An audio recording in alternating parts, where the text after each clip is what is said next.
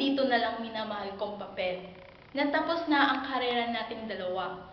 Nauna kang makawala sa kulungan ng pait at luha. Ngunit ako'y narito pa rin at nag-aantay na sasagipin sa kaluluwa kung iniwan mo ng pilit. Sasagip at muling magpapatibok ng puso ko sa kabila ng pait at dulot ng biglaang pag-iwan mo. Hindi ko alam kung sino siya. Hindi ko din alam kung on the way na ba. Pero sana sa unang taong dadating at susubok, muling pakawalan ang puso ko mula sa kulungan mo. Sana siya na yung inaantay ko, siya na yung taong sasamahan ako hanggang sa dulo. Sana siya na ang hindi magiging tulad mo. Siya na ang tutupad sa pangakong napako ng dahil sa'yo.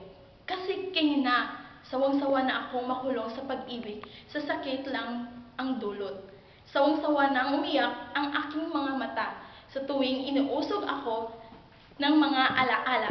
Sawang-sawa na akong umasa na muli ay makukonsensya at babalik ka. Sawang-sawa na akong umasa at maniwala na ikaw ay may pakialam pa. Mahal kita pero tanggap kong hanggang dito na lang talaga. Ang iyong mga pangako, baka kung hindi umabot hanggang dulo. Pangakong winakasan mo na. Mahal, gusto ko sana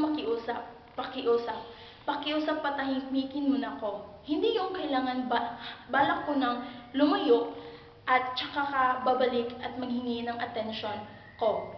Hindi yung kung kailan papatak na ang luha ko tsaka kangingiti at hihingi ng tawad sa mga nagawa mo. At sa oras na wala na ang mga luha, muli akong ngingiti at muli ka namang lilisan.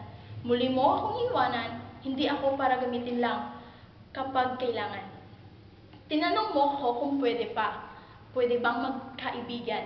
Sinagot kitang pwede pa naman, pero sa dulo ng aking isipan ay nagtatanong kung ang mga bakit kailangan mo pang umextra? Bakit kailangan mo pang sumingit sa pinikulang hindi ka naman kasama pa? Bakit nagpapapansin ka pa? Hindi mawala sa aking isipan ang mga tanong kung paano at bakit. Ngunit hindi na ako aasa pa. Bakit? Kasi alam ko may bago ka na. At kung palupitan lang, 5 pa sila. Parang awa mo naman, huwag mo akong idagdag pa sa kanila. Dahil sigurado ako, pag nasaktan mong muli ang babaeng ito, sa iyong pagkakataon, hindi muling makikita ang araw pa.